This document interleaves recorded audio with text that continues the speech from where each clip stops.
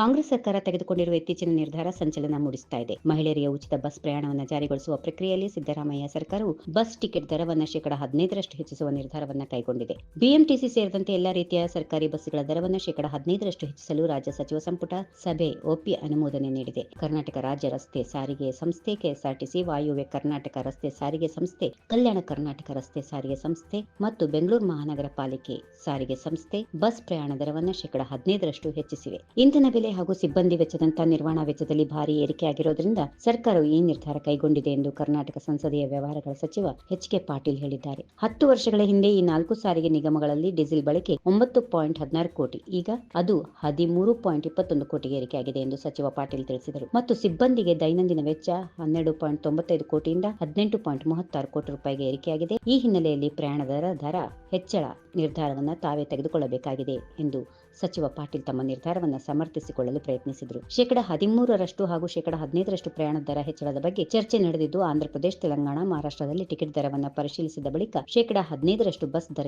ಏರಿಕೆ ಮಾಡಲು ನಿರ್ಧರಿಸಲಾಗಿದೆ ಎಂದು ಸಚಿವ ಪಾಟೀಲ್ ವಿವರಿಸಿದರು. ಬಸ್ ದರ ಏರಿಕೆ ಬಗ್ಗೆ ಕ್ಯಾಬಿನೆಟ್ನಲ್ಲಿ ನಿರ್ಧಾರದ ಬೆನ್ನಲ್ಲೇ ಜನಾಕ್ರೋಶ ಉಂಟಾಗಲಿದ್ದು, ಇದನ್ನು ತಡೆಯುವ ಬಗ್ಗೆಯೂ ಕ್ಯಾಬಿನೆಟ್ ಸಭೆಯಲ್ಲಿ ತೀರ್ಮಾನ ಕೈಗೊಳ್ಳಲಾಗಿದೆ. ವಿರೋಧ ಪಕ್ಷಗಳ ಟೀಕೆಗೆ ಉತ್ತರಿಸಲು ಸಿದ್ಧತೆ ಬಗ್ಗೆ ಪ್ಲಾನ್ ಮಾಡಲಾಗಿದೆ. ಇದಕ್ಕಾಗಿ ಬಿಜೆಪಿ ಸರ್ಕಾರದ ಅವಧಿಯಲ್ಲಿ ಸಾರಿಗೆ ನಿಗಮದ ಸ್ಥಿತಿಗತಿ ಕುರಿತು ಬಿಚ್ಚಿಡಲು ನಿರ್ಧಾರ ಕೈಗೊಳ್ಳಲಾಗಿದೆ. ಮಾಧ್ಯಮಗಳ ಮೂಲಕ ಹಿಂದಿನ ಸರ್ಕಾರದ ಅವಧಿಯಲ್ಲಿನ ಸಾರಿಗೆ ಸ್ಥಿತಿಗತಿ ಬಗ್ಗೆ ಜಾಹೀರಾತು ನೀಡಲು ಸರ್ಕಾರ ಸಿದ್ಧವಾಗಿದೆ. ಜಾಹೀರಾತು ನೀಡಿ ಇಂದಿನ ಬೆಲೆ ಏರಿಕೆಗೆ ಬಿಜೆಪಿಯನ್ನ ಹೊಣೆಯಾಗಿಸಲು ನಿರ್ಧರಿಸಲಾಗಿದೆ.